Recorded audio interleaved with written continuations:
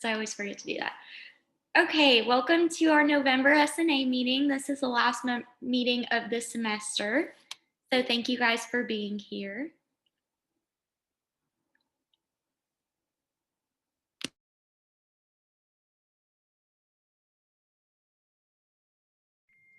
Okay, hi everyone. So this is finals week or not this week, next week. And I just want to give you some inspiration for finals. So I have a couple videos, and do I have control to share? Yes, you should. Okay.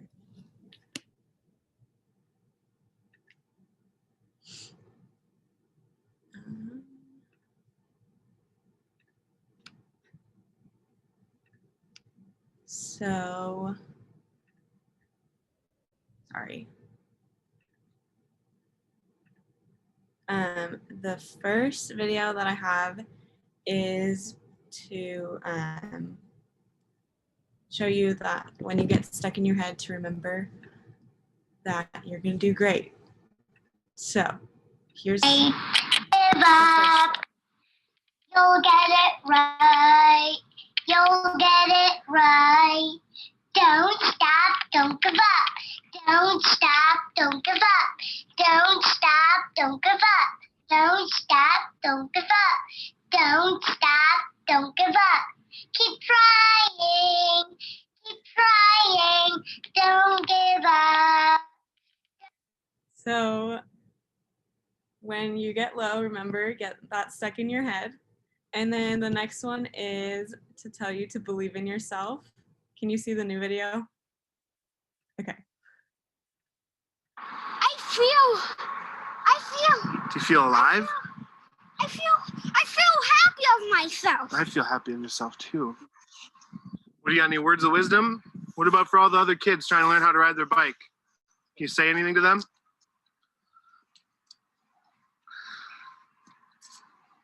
Everybody, I know you can believe in yourself. If you believe in yourself, you will know how to ride a bike. If you don't, you just keep practicing. Okay, and then lastly, when you need a dance party and just dance off your stress for finals. It's August 6th. Is that right? Yeah. August 6th, 2012. Daddy's going to play them a little song while they're eating their peas. You guys ready?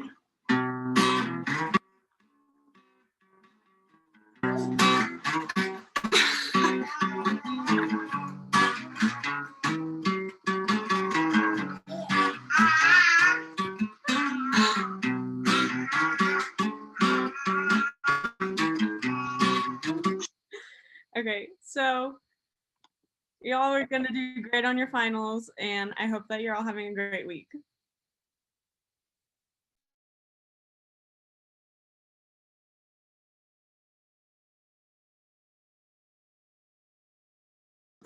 Hi. Okay, so just make sure to stay up to date regularly by checking our Instagram and our website. And our website is in our Instagram bio. Our in case I feel like all of y'all follow it, but it's SNA_TCU for Instagram. If obviously Instagram stories only last 24 hours, we have them all archived on our highlights. So just look for them there if you think you might have missed something.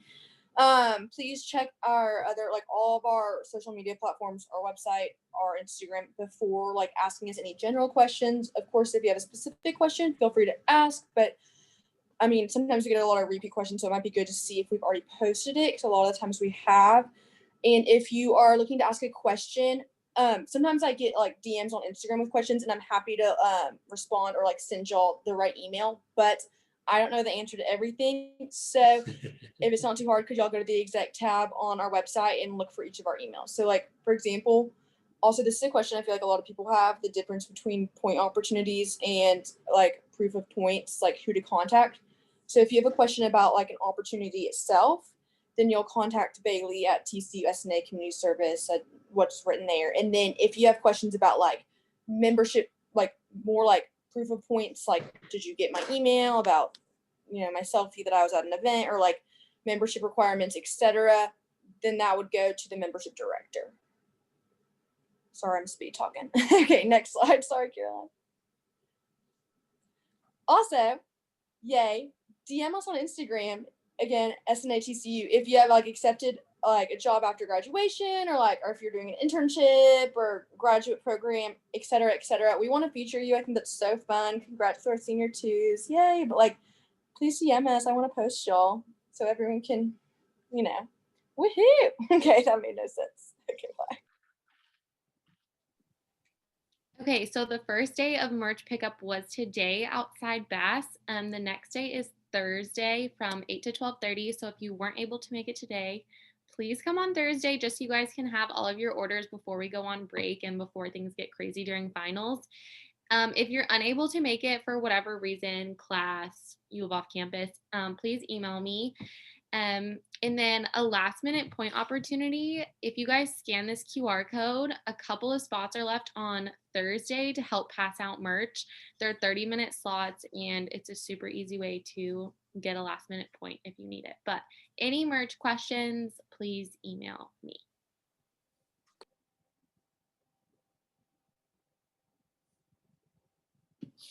Hi everyone, I'm Rachel for today. So the last day to submit proof for points is the last day of classes.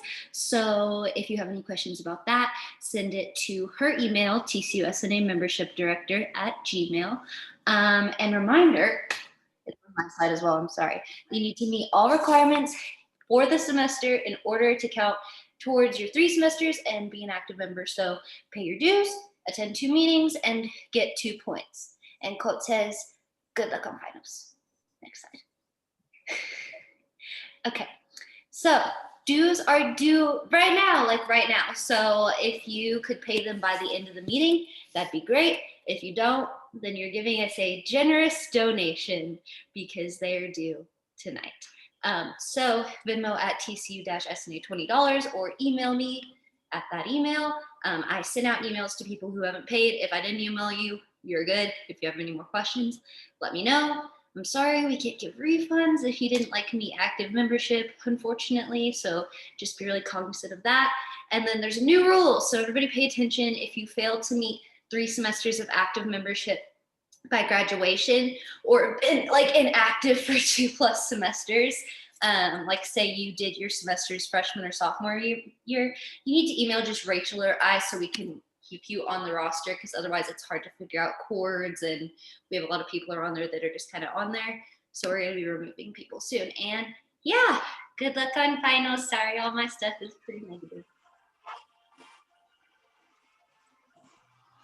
Hey guys, so I know that the semester is pretty much almost over, and if you're a procrastinator, then you're probably freaking out about points.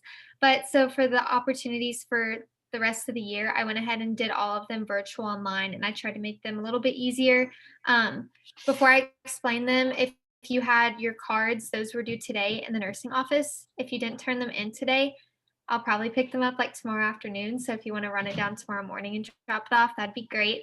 But so the first thing that I have is DoSomething.org Senior Homies. And so this could just be like talking with an older adult, an elder, your grandparents, anything like that. Take a picture of it. Go to DoSomething.org and you'll submit that picture for proof for their campaign. And then also you'll send it to the membership director. And then Project Sunshine Teleplay. This is kind of something that's a little more long-term.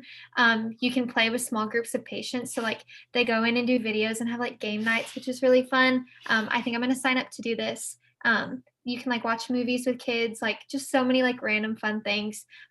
You kind of have to like submit an application and then they'll email you about training, but then you get to play with kids virtually. So that's super fun and easy.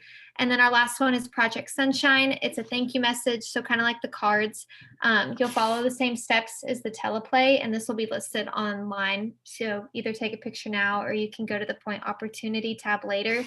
But you just are sending some thank you messages to a healthcare worker. 5 messages will be 1 point, and the message needs to be at least 3 sentences. Don't just write thank you. And send proof of all 5 messages to the membership director. And then for the blood drive, there's going to be one this Thursday, November 12th. There's a few spots left. You can use this QR code.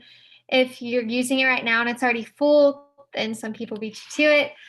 But sign up. Donating blood will count as a point, and you can still donate outside of TCU if you type in like Carter Blood Care, like locations, things like that. And if you send us proof, that'll still count for 1 point for the semester.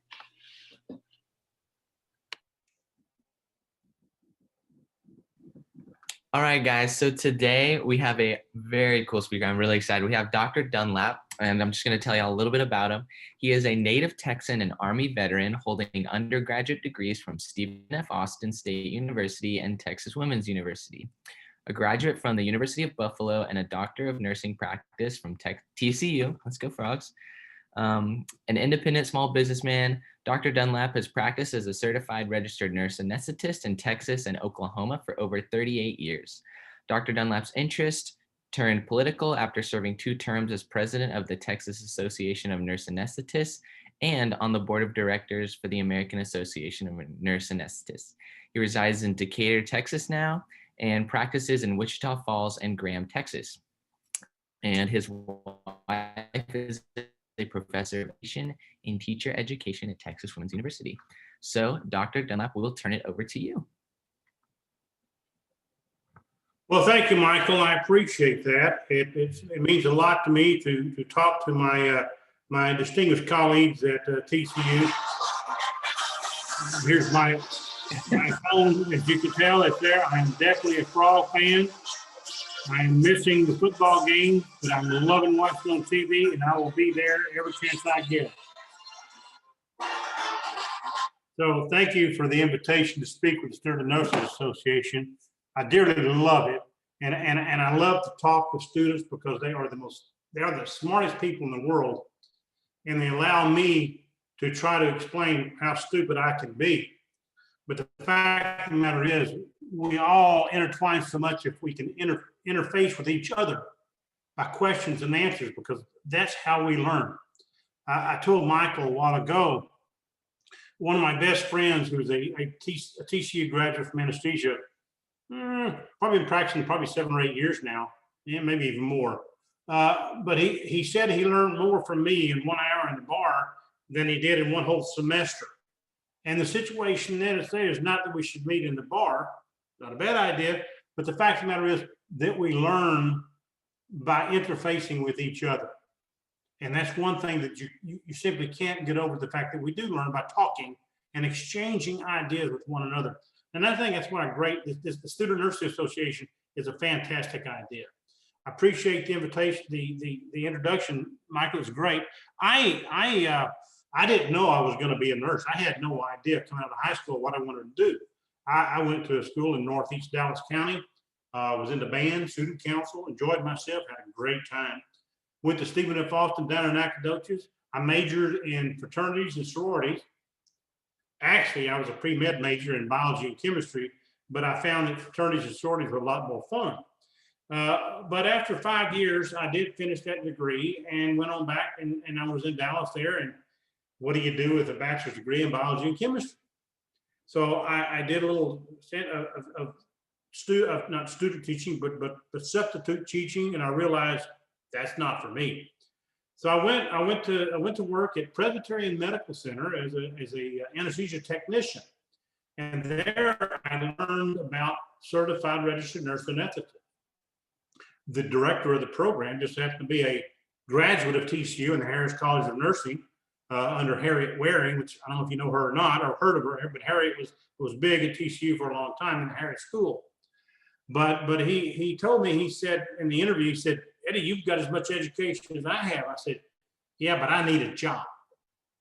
So he gave me the job as an anesthesia technician. And so I went in there and I started working, setting up the anesthesia for anesthesiologists and for CRNAs, and did a lot of talking. And because I had previous degrees in biology and chemistry, I was able to catch some of the lingo and ask questions that were appropriate. And really, that's when I saw that CRNAs were really, they did everything that they needed to do, and they had a great autonomy, which I think was a lot of people want. And so that's the reason I went into it. When I left, actually when I was doing there, I knew I wanted to become a CRNA, but I had to have an RN. I had to have a BS. And I said, what am I going to do? So I noticed that Texas Women's University had a campus at Presbyterian for nursing.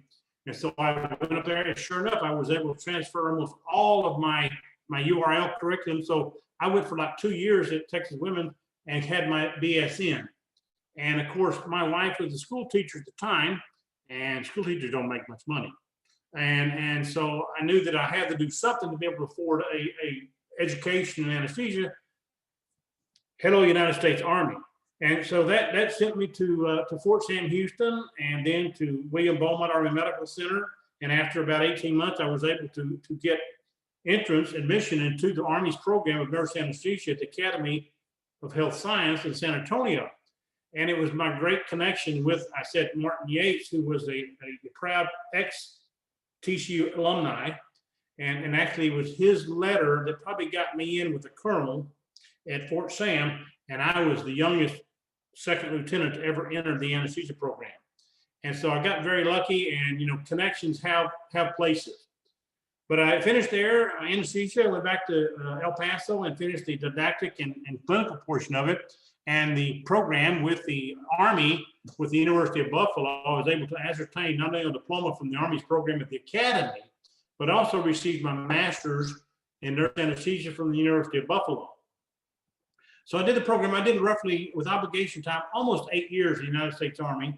I decided to get out in El Paso and establish practice there, secondary, because I had done a little bit of moonlighting on the side, and they requested that I stay there. So I stayed there for some 14 years, and in direct competition with physician anesthesiologists. I actually tried to join with them initially, but they weren't interested. And so I said, well, I'll do it on my own. And I learned quite really what the sunset rule is. Now, I don't mean the sunset rule in the Texas legislature, where every 7 years all the boards have to be sunsetted and reviewed. The sunset rule in anesthesia is that the doctors did everything until sundown. Then after sundown and the sunset, all of a sudden the CRNAs could do anything, open hearts, whatever it took. That bad stuff in the middle of the night, you didn't want to, they couldn't do it, but the CRNA all of a sudden became smart enough to do everything. And so it was a great little opportunity, the direct competition, and I loved it. I had a great practice in El Paso. So good, as a matter of fact, I didn't have any time off. To get time off, I had to leave town, literally. And luckily, I had many good friends that came in and helped me with that. But after about 14 years in El Paso, my children graduated from school there and decided that they wanted to head back toward East Texas.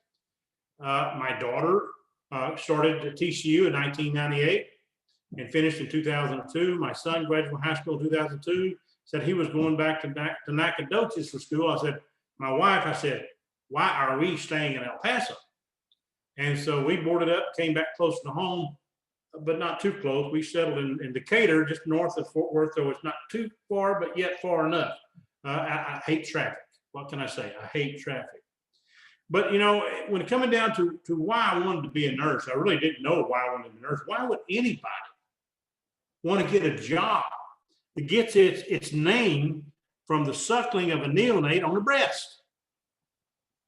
But yet, what is so vital to the existence and the survival of an infant or a neonate than the nutrition, the colossal nutrition from mother's milk, and that nurturing given from the holding of that infant close to the mother. So nursing in and of itself is a great example of devotion and to things that kind of exemplify what I think nursing is all about. Many times in testifying before congressmen and senators in Austin and in Washington, they ask, you know, how can you do what the physician anesthesiologist can do? And I have to explain to them that anesthesia isn't going to cure you for nothing. It doesn't cure anything. We provide a service to the surgeon, keep the patient still and unaware. We provide a service to the patient, keeping them physiological, hemodynamic stable during an anesthetic procedure, and they don't remember anything. And so we are providing care, nursing care, to facilitate the medical cure. And when the legislatures hear nursing care to facilitate medical cure, they all of a sudden start trying to understand a little bit more about care and cure. And that's what nurses do. Nurses care. And I think that's going back to the beginning is if you can find it in your heart to care for the patient, and sometimes that is nothing more than just holding their freaking hand and showing an ear of understanding, of compassion. That's what it's all about. Many people ask me, well, you're an anesthesia. You just put them to sleep. You don't have to do anything. You don't have to do any Nancy nurse type stuff. And I have to tell them, you know, many times a patient comes to me in the middle of the night, trauma or whatever, and I have maybe 5 minutes to develop a rapport and trust with that patient where they give me their life in my hands and try to deliver it back for them. I would say that is nursing at its very best. And so I love what I do. I enjoy it probably because it's instant gratification. The patient wakes up or they don't, and hopefully they wake up. It's a lot cheaper that way and a lot less hassle, a lot less paperwork. But the fact of the matter is, I feel that anesthesia is a great way that I can demonstrate the care I feel for patients and show the compassion. And many times it's that 5 minutes before surgery that I can really talk to the patient and their family and really get to know them so that they can deliver their trust into my hands. And I think that's a great thing to look at.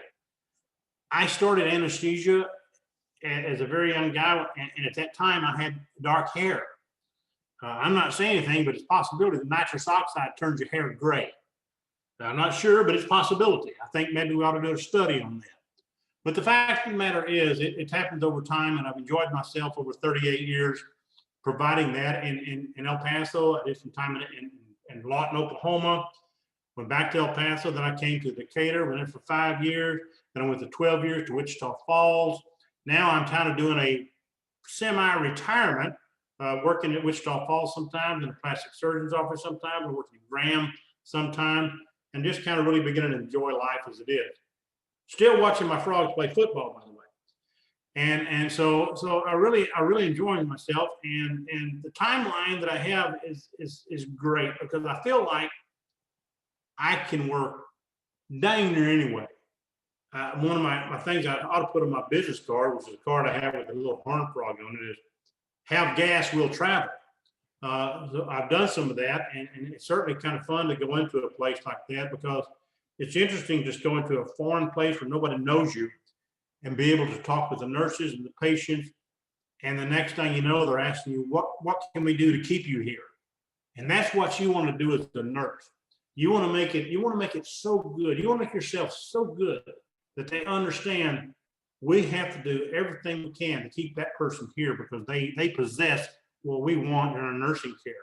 And so I'm sure every one of you can do that. And that's what I would ask you to do, is to really evaluate your feeling toward your fellow human, toward mankind, that compassion that we owe to our fellow man. And sometimes it's difficult. I mean, we've all had the patients that's a real pain in the ass. I mean, let's face it, they're there. But sometimes that's the patient that needs you the most. Because when people are sick, they simply lose all contact with themselves, and they are very vulnerable. And they open up to a nurse. And that's why a nurse is the most trusted healthcare provider in the nation. More so than doctors, anything else. People trust the nurse. There's a reason for that, and that's because we care. And that's what nursing does, and frog nurses care the best. With that, I would like to open up and answer any questions you have about what it takes to go into anesthesia, graduate nursing, this and that. Love to talk about anything.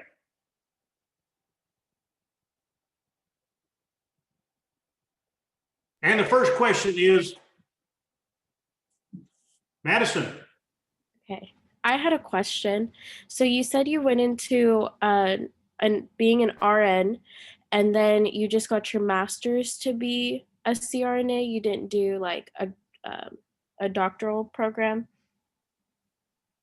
Back in the old days, I say old days, well, it used to be, you didn't even have to have a degree to get into anesthesia school. There were many hospitals had their programs of nurse anesthesia. Wichita Falls General had a program. And when I finished my graduate program, my undergrad program in '77, I was looking seriously at that program, but they were closing down. It was a situation where Medicare, with many programs of graduate medical education, were shoveling a lot of money toward physician education, and they were taking it away from nursing, specifically nurse anesthesia programs in hospitals. And so they were mandating more and more and more education. And so that's when the time frame they started making anesthesia, CRNAs, master's mandatory. Prior to that, it wasn't mandatory. You could get your RN, you could be accepted into a program of nurse anesthesia in a hospital, and within about 2.5 years, you became a CRNA. You sat for the exam, you took the exam, you were a CRNA with I had a partner that didn't have a bachelor's degree. He had a diploma from nursing. He had a diploma from anesthesia in Pennsylvania, and he was one of the finest CRNAs I ever saw in my life. So I am not saying that that education is a requirement for becoming a fine CRNA, but it has become the demand of the public, the credentials. When I was applying for the DNP program at TCU in the second year, I'd already been the president of Texas Association of Nurse Anesthetists twice. I served on the board of the AANA. Had done a lot of things. I was in private practice, and they asked me in an interview, "Why do you want this DNP?" And I told them, because it's where we need to be. We need to demonstrate to the general public that nurse anesthetists and nurses have the credentials, the professionals to be a professional. Nurses must have the credentials. They must receive the salary that is commensurate with responsibilities given to them as nurses, as advanced practice nurses, and as doctor nurses. And I think that's the only way we can get the respect that we deserve for what we're doing. And it's very difficult to go into the program and say, "Do I call you, would I call you doctor?" And I said, "No, in the hospital, I'm a nurse. You can come, if we're an academic, you can call me doctor. But other than that, don't confuse the public, because sometimes I'd rather be a nurse than a doctor, because I can do much more with the patient as far as their confidence, telling them I'm a nurse and not a doctor." And many times that's the best thing to hold. We need it. We like it. It's good for our credentials. But being a nurse to the patient is the best thing you can do. And I tell it to everybody. And my own daughter-in-law finished up at Stephen F. Austin Nursing, did her master's at Texas A&M Corpus Christi, and did her DNP at TCU. And now she's an assistant professor at Texas Women's University in Houston, nursing, as well as a nurse practitioner for Scott and White in Brenham, Texas. So she's been very successful, and she dearly loves TCU. So you are blessed, given a program with the education and the professors that are giving you wide open opportunities to take it to the next level. And I encourage you, take it to the next level. We have a question in the chat. What do you think stands out on an application for CRNA school? Wow, that's a good one. I would think, quite personally, I like the personal interview, because you can tell a person, anesthesia is all caring. How a person processes the information, I tell people when I walk into a room, I'm already starting assessing the patient. Without a stethoscope, without anything in my hands, I'm watching. I'm looking for neck vein distension. I'm looking for the posture they have for COPD. I'm looking for all types of, I'm listening to hear any kind of rasping or breathing situation. And it's a constant ability to assess and really watch what's going on with the patient. Now, I'm not going to say anesthesia is primarily pharmacology and physiology. And so the ability to understand and put things together. You see this, I'm going to take to this, I'm going to this, and you kind of be able to think on different fronts at the same time, drawing your conclusion down, utilizing all the information and bringing it on into home. And that's bringing it up. We used to call it bringing it all together. because that's the most important part. We want to get that patient. We got to understand that they're hypertensive. What medicine are they on? Are they on a ACE inhibitor? What are they on? How's that going to react to anesthesia? Do they have COPD? What's that going to do with their respiration aspirate in the recovery room with CO2 trigger points? Do they have renal failure? Is that going to be the medications we're giving? Is how they're metabolized? A lot of different things, you know. Do they have chronic pain syndrome? Are they on all sorts of medications? What's it going to take to keep them comfortable? What's it going to take to keep them down? You know, all sorts of things. So it's the ability of the nurse to think on multiple fronts, and the ability to take that information and bring it into a single thing. And I think that's what I think the personality says more. A person's ability to think is important, to very, very important to think. And if you can think about different things at the same time, drawing on the whole education, your whole experience big time, drawing on your experiences as a nurse. And anesthesia, usually a critical care nurse, because you've seen that kind of stuff. And so bringing it all together to be able to see the patient as a patient and give this patient an anesthetic that is appropriate for them and for the procedure. If you can verbalize that mechanism, that ability to process information, that's probably going to give you more. I've seen students be offered a position in their anesthesia program on the interview alone, simply because they were able to see, hey, this guy's got their crap together, and they get it, and they're smart, and yet they can put it together. And that's what it comes right down to. Be able to draw from all your resources, your experience, and put it together. Does that answer your question? Yes, thank you. One more question in the chat. What made you realize being a CRNA was for you? You kind of talked about being an anesthesiology tech and that kind of stuff, but what made you were you drawn to pharmacology, or what aspect of it really made you interested? That is a fantastic question, and I would have to give that to those CRNAs that I worked with at Presbyterian Medical Center back there in 1977 to 79, who gave me the opportunity. Martin Yates, Haya Wolf, Margaret Spittle, A.J. Johnson. There were so many of them there, and be able to use what I knew from my biology and chemistry, being able to apply physics, gas laws, I mean, Boyle's law, and be able to understand how you can bubble oxygen through a chamber of halothane, and how much by partial pressures of gases, how much percentage of the air coming out was going to contain halothane. And that's an algebraic equation that you can do if you know algebra. It'll come back to you. And of course, the physics of airflow and partial pressures of gases. The fact that I understood that and they saw that, they were automatically interested in me. And I asked one physician, Dr. Dan Karen, there in the Presbyterian, and he was very interested. He took me under his wing and really taught me a lot of stuff. And so, I mean, this back in the days when I had to sharpen the epidural needles and make the epidural trays myself. This is back before disposable equipment. It was all I mean, it was back in the old days, folks. But it was interesting. And by seeing, I saw what they did, and I said, I can do this. I can do this. And that's when I saw, because the autonomy, I think it was the autonomy of being able to do what I could do on my own. And then I talked to several CRNAs who were, back then they called it freelance. Janet Allen was one over in Garland area. Her father was my family physician when I grew up. But Janet was phenomenal in freelance anesthesia and one of the precursors for what we do. And watching her, I said, that's what I want to do. Not to mention, they made pretty good money. And so that also helped a little bit too. I mean, let's not be stupid.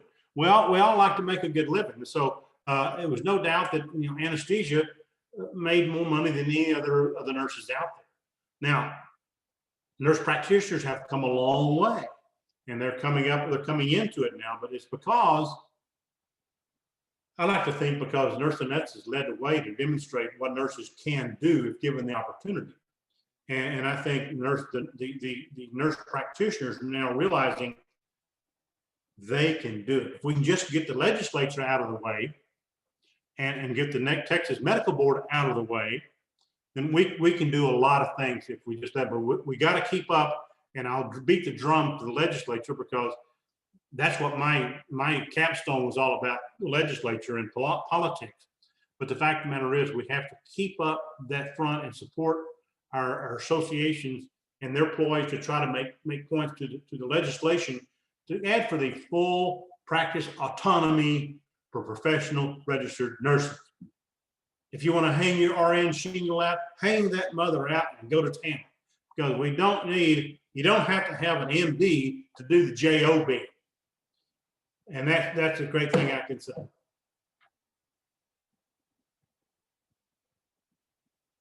More questions?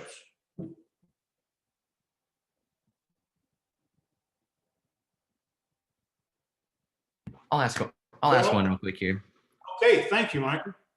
So like, what does your practice look like now?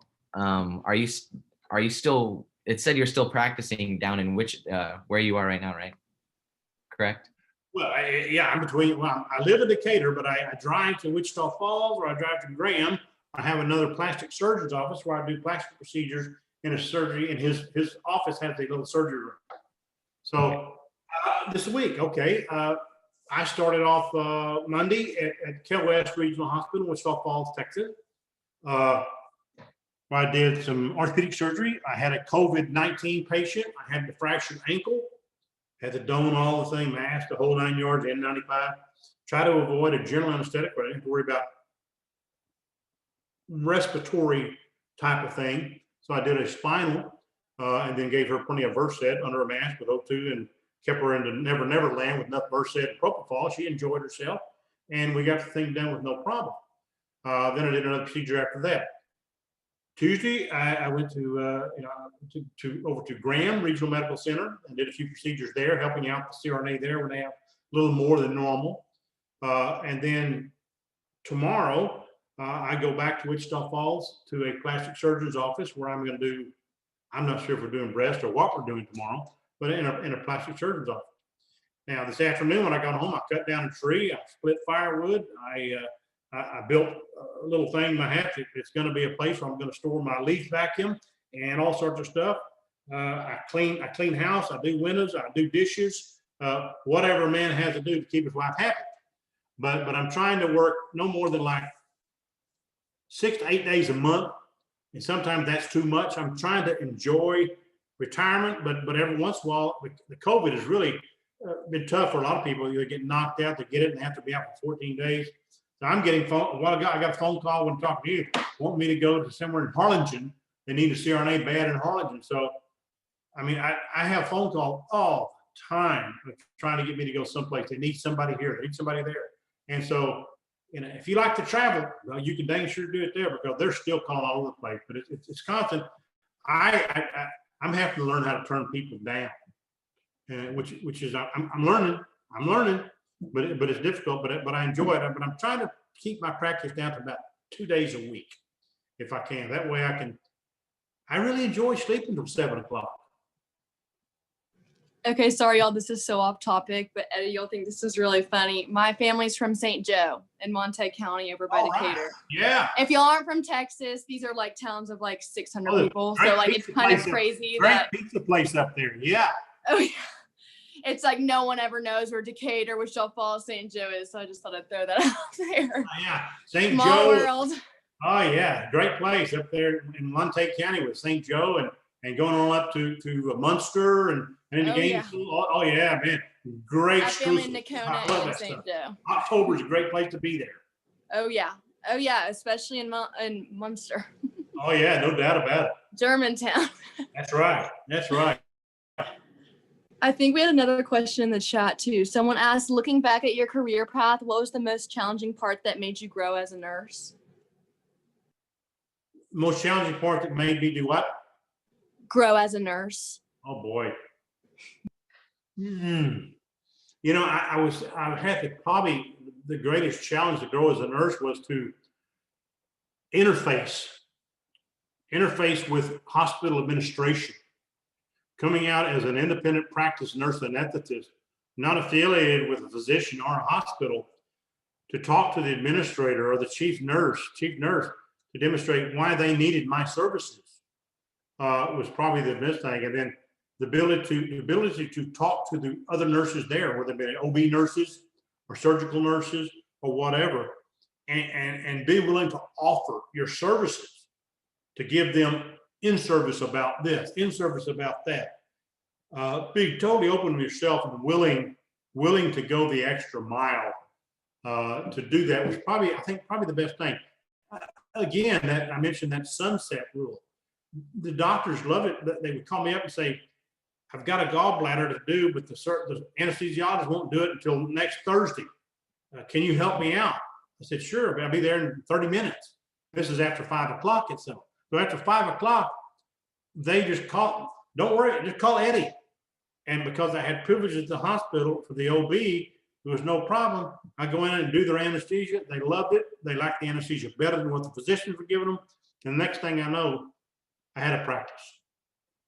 And the word of mouth is how you interact with the people around you in the operating room, labor delivery, with hospital administration, nursing administration, being open, being friendly, being willing to do what it takes. I think that's the best thing. You have to demonstrate your proficiency, of course, but doing that, I think a lot of times it's how you project your proficiency, your credibility, your confidence you have in yourself.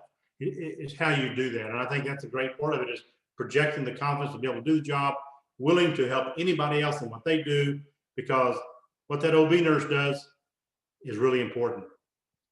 I found myself learning a lot from other nurses.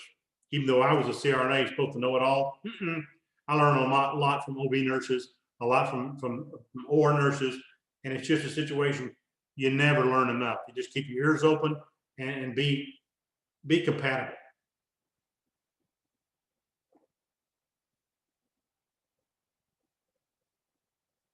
More questions?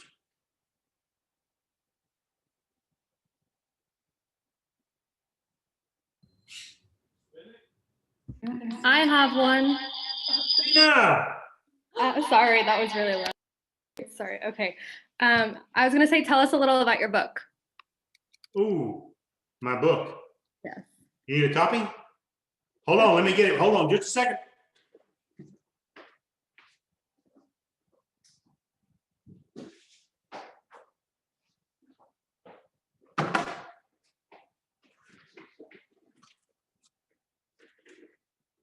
There it is. My book is America's Addiction to Entitlements, Not What the Government Meant. And what this basically is I did so much reading and writing in my DNP program, I just couldn't stop. I learned to write. Luckily, I have a wife who's an educator, and so she was kind of a walking thesaurus and an editor, which made it really nice for me. And she knew the APA 6th and 7th better than anybody else in the world. And so it was pretty easy to do, but I loved writing. I got to where I was writing so much, I really liked it. And I love America. I love the Declaration and the Constitution, because it describes so much of what we can do as a people. And to this day, specifically this day, I still cling to our founding documents and the wisdom of our founders and what they designed is for our country, as a template for our country. And I still harp on it all the time. And I love to quote from the founders of the Declaration and the Constitution of what it means to our country today, because I feel like people need to review that. I took a lot of lessons. I learned a lot from the courses at Hillsdale on the Constitution, et cetera, and so on. We started reading a great deal better, reading people like Jefferson and Hamilton, the Federalist Papers, John Locke, Montesquieu, Descartes, leading all these early philosophers and how their philosophers were brought forward to bring us where we are today. And I fear that people don't understand, and they need to understand from whence we came. How do you know where you're going if you don't know where you've been? And so that's what a lot of the book is and everything. And then there's 4 chapters in there talking about nothing's too big to fail. We heard that. I tell them that, there's no such thing as a free lunch. A health insurance policy does not guarantee health care. I mean, you can have the best insurance policy money can buy. But if you're in Podunk, Texas out there and there's nobody around, so what? So it's a situation there. And I think the best chapter is many times the best thing the government can do is nothing at all. Stay out of your way, let you do what you can do. Man is most entrepreneurial person we can find. I say man, I say women, but the human can do all sorts of things if we just get out of the way. And my favorite quote as far as politics is government should facilitate the citizens, not regulate them. If they want to do something, we need to show them how, we need to help them, give them money, do this, do that. Don't put regulations up as barriers that they do. Practice, nursing practice. Why do we need these freaking barriers? Prescriptive authority, give me a break. If you're going to give prescriptive authority, give it to the pharmacist. They probably know about drugs than anything else in the world, but they don't know how to treat the side effects. And so the situation there is, who does the teaching? Who gives the medicines in the hospital? The nurse. Who gets hung if they have a bad reaction to the doctor's order to give a drug? Who gets hung? The nurse. I mean, nurses probably should be writing the prescription more so than the doctors because the nurse. And as far as illegal, these pill mills where they're turning out OxyContin and Xanax and everything, it's not nurses writing those prescriptions. So the fact of the matter is, political aspects of our practice are there every day. If you don't know what they are, you need to, because you need to be able to face those political aspects in your practice and how to talk with your representatives about that to advance your practice. And that's what every student, every nurse needs to know. What can I do to advance my practice? Make people understand what I do. Is that it? That tell you what you need to know? Thank you so much. We really appreciate it. We had a lot of great questions. We don't usually get this many questions, so that means you were very popular. Michael, I thank you very much. The Student Nurse Association was fantastic. The questions are great. And again, I think sometimes that's I would love to be there in person. Believe me, I would. And I would make the trip. Damn COVID. But the fact of the matter is, I think the questions are a way that we must learn. We must talk to each other and ventilate frustrations, lessons, because you never know that your partner at the desk next to you might be thinking the same thing you're thinking, didn't know how to ask it. And so many times asking the question, you're probably taking the pressure off of some guy back in the back who didn't know what the hell he's talking about and really needed that information. So open it up. We're all nurses. Care for one another, care for our patients. Thank you. Go. Oh, sorry. Yes, thank you. Thank you so much. Yeah. We appreciate you. Thank y'all. Loved it Thank very much. you. Thanks for listening. Be glad to come back anytime. Thank you so much. You're very, very welcome.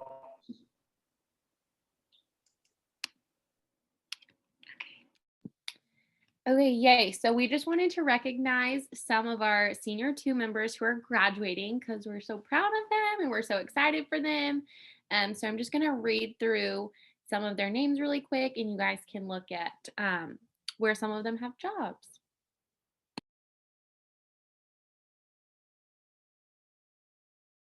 Do you have it pulled up, Caroline? Can you not see it? Is it not up there? Oh, wait, hold on. Oh.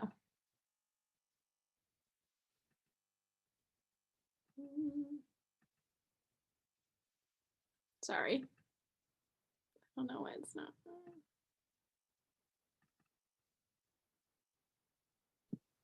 Yay. Okay, so we have Krista,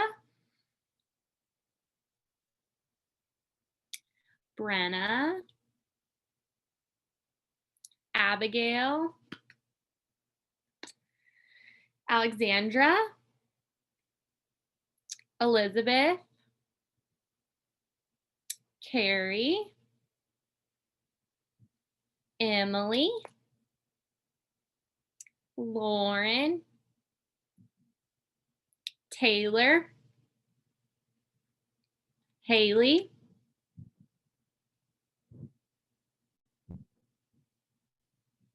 Brooke,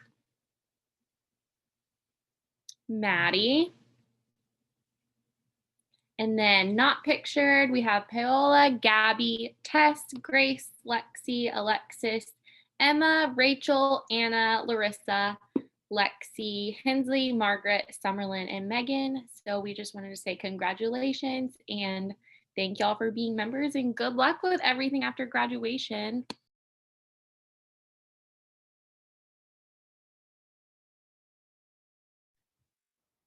So I'm gonna do the raffle prize.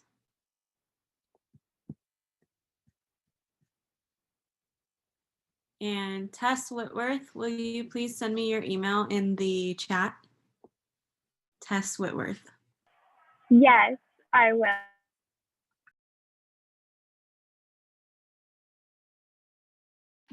All right, everyone, here's the attendance, and I'm going to copy and paste the URL in case it doesn't work.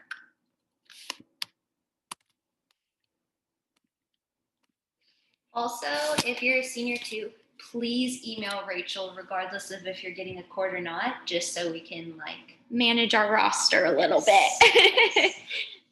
It gets a little overwhelming sometimes, so we're trying to figure that out. Thank you guys so much for coming. Good luck on finals. And have a good winter break. Really long winter break. You too. Bye. And you can always stay if you have questions too.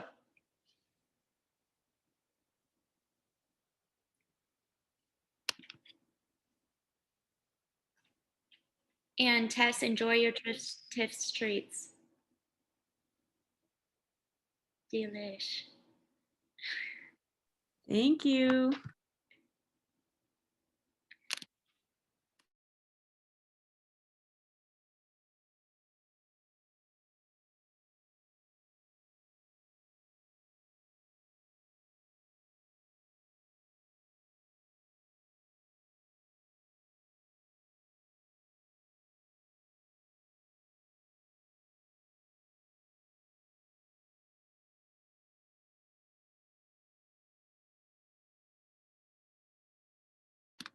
Andrea, I'll check for you really quick.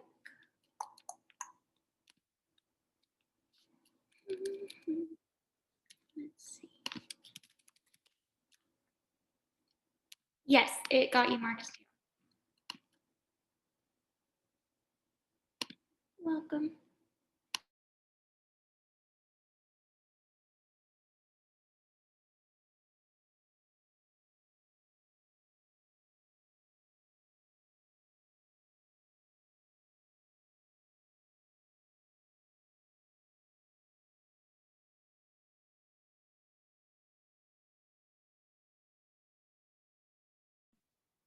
What's up, everyone? Okay, I think we're good. So you can go ahead and remove that attendance. There's Josh, guys. Hey, Josh. Guys, at the end of our meetings, there's always like at Wait, are least you done one. recording?